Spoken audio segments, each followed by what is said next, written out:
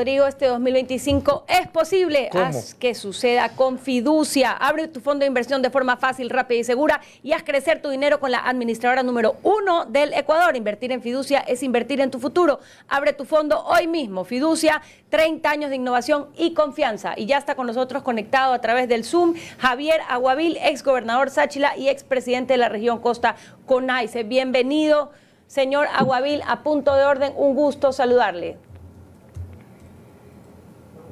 ¿Nos escucha? Muy buenos días. Un saludo desde mi provincia Sáchila a todos ustedes, a quienes están en este momento en Radio Centro. Pocho. Sí, señora Aguavil, buenos días. En este momento la investigación política de cara a la segunda vuelta es con quién se van, con quién se iría, en este caso, la serie de comunidades indígenas que apoyaron a Leonidas Giza en la primera vuelta electoral. Yo no sé si usted finalmente apoyó a Leonidas Giza en la primera vuelta electoral, pero usted sí tiene contacto con las comunidades indígenas. ¿Qué dicen aquellas que no tomaron como opción ni a Daniel Noboa ni a Luisa González en la primera vuelta, sino que votaron por Leonidas Giza o por Andrea González o por cualquiera de los otros candidatos? ¿Qué ha podido ocultar usted y qué nos puede informar al respecto? Bueno, antes de nada también enviarle el saludo a mis hermanos de la región de la costa, porque la costa la realizamos la nacionalidad Sáchila, los éperas que están en Esmeraldas, los aguá también que están en Esmeraldas, los mantas, los huancavilcas que están por el sector del Guayas, Santa Elena, Manta, son aquellas organizaciones que somos filiales a la CONAIE. Obviamente que al momento nosotros de representar a esta ala de la región de la costa como la CONAICE y la Ecuarunari que es de la sierra, la Confeniai que es de la Amazonía. Yo fui dirigente de la región de la costa y estuve en el territorio y conocen mi accionar, conocen mi trabajo que he realizado en el territorio, que no es desde la oficina, desde Quito ni desde Santo Domingo, sino que yo estuve en los peores momentos.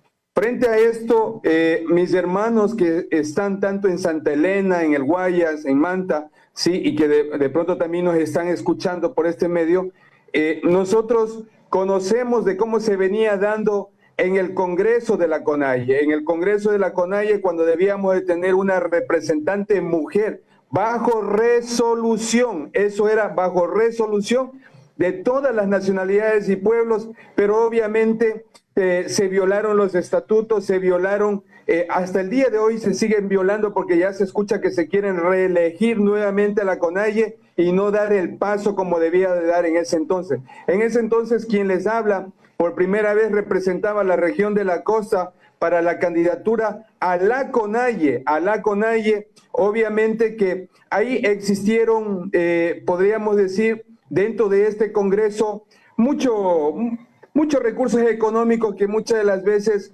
es de la manera como ha ganado la CONAIE. Y obviamente en esas paralizaciones que ha existido, tanto reclamando desde la CONAIE y participó esta vez en la contienda electoral y vio que prácticamente él no representa a todo el pueblo ecuatoriano.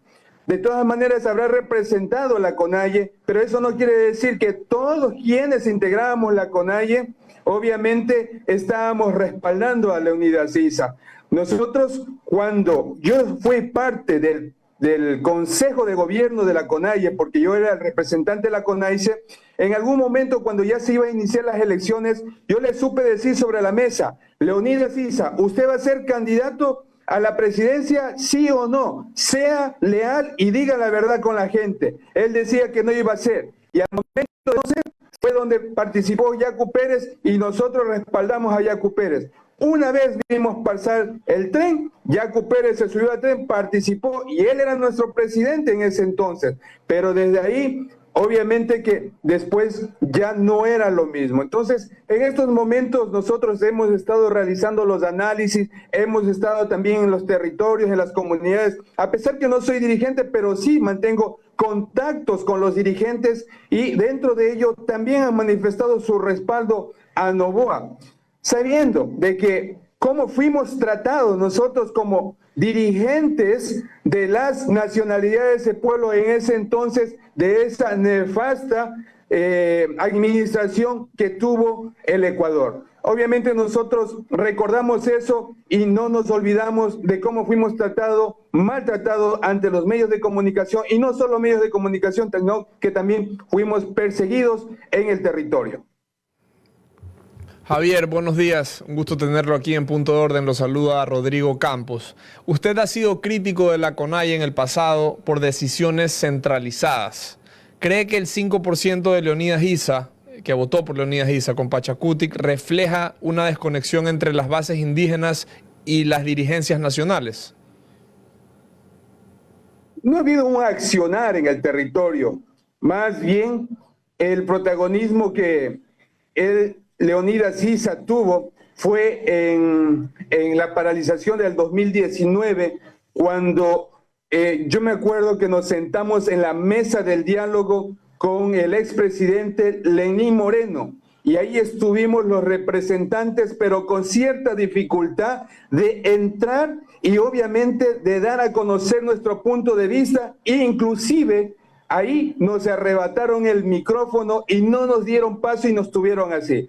Este 5% que en estos momentos sí le dieron el voto, puede ser desde la ciudadanía ecuatoriana, que puede ser también desde las comunidades, no lo digo que no, pero sobre todo este 5% refleja, como él decía, que el pueblo ecuatoriano estaba con él. En estos momentos yo no daría cara desde la CONAIE a venir a exigir los derechos colectivos y obviamente no el bienestar para el país, cuando se lucraron de beneficios personales y obviamente solamente un grupo que están dentro de la CONAIE. No se ha abierto a los territorios, porque en los territorios existen las necesidades y nosotros más bien estamos preocupados en cómo pagar nuestros impuestos, en cómo pagar nuestras deudas que tenemos, en la educación, que obviamente no hay una educación de calidad, solamente han sido privilegios para algunos profesores que tienen el sueldo. Pero si vamos al territorio en la educación, nos falta mucho. En el tema de salud, nos queda debiendo de la CONAIE para nosotros poder llevar adelante ese proyecto político en defensa de las comunidades. María Sol Pons le saluda, bienvenido a Punto de Orden. Yo lo saludaba anteriormente y pasaba la pregunta a mis compañeros.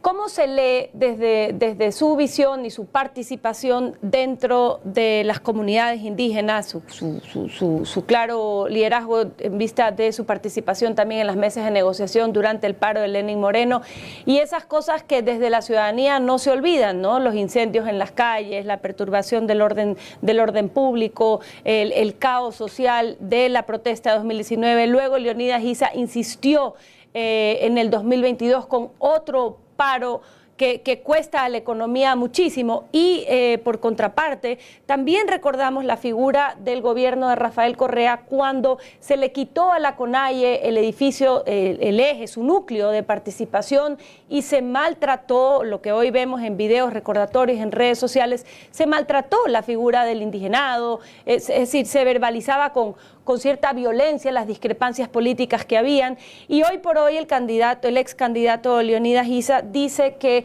no es Rafael Correa quien va a gobernar, sino Luisa González, pero también existe muchísimo dentro de la conversación social esta intención o esta percepción de que Rafael Correa quiera gobernar por interpuesta persona. ¿Cómo lee usted desde su tradicional participación en este grupo que se actúe de esta manera por parte del ex candidato Leonidas Issa? Mira, yo tengo un gran respeto a los líderes que han pasado por la CONAIE y a la cual han representado a nivel nacional, y obviamente no todos, sí, pero cuando alguien llega al poder en este momento como Leonidas Issa y ha estado en la CONAIE, lo que yo he visto bajo mi experiencia, que trata de minimizar a los jóvenes que estamos participando. Por primera vez nosotros salimos como región de la costa ecuatoriana de candidato a la presidencia de la CONAIE, ¿sí? Y obviamente cómo se maneja en el ámbito económico, cómo nos marginaron en el Congreso, Yo he visto esa experiencia, por eso le digo, o sea, no todos quienes han estado en liderazgo y quienes han representado han sido de la manera como hemos sido tratados dentro de la organización indígena, por un lado. Por otro lado, lo que yo siempre he venido dando a conocer cuando he sido dirigente, ¿sí?, es que en las comunidades nos hace falta de llevar el proyecto político, pero ese proyecto político de las nacionalidades y pueblos, cuando hablamos de un plan de vida de las nacionalidades y pueblos en el territorio,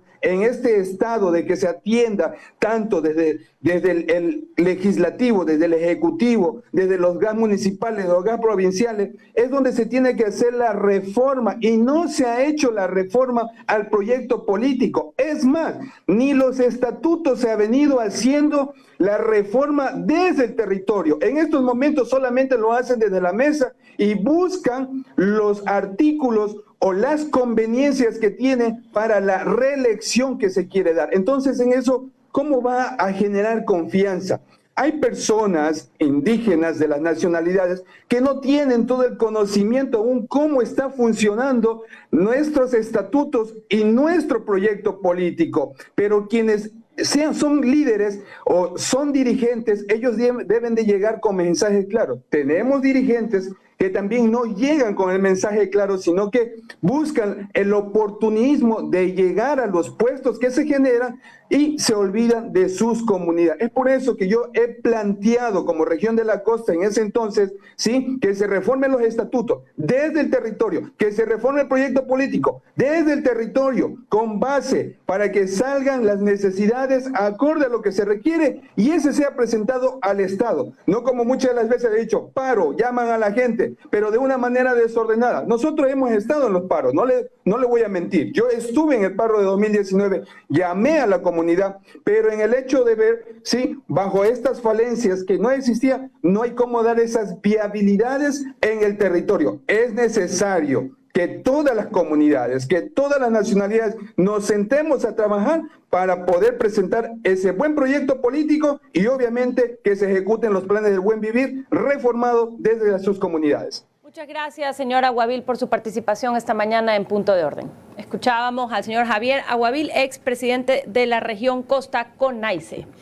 Y entonces, Pocho, en otro titular, Daniel Noboa refuerza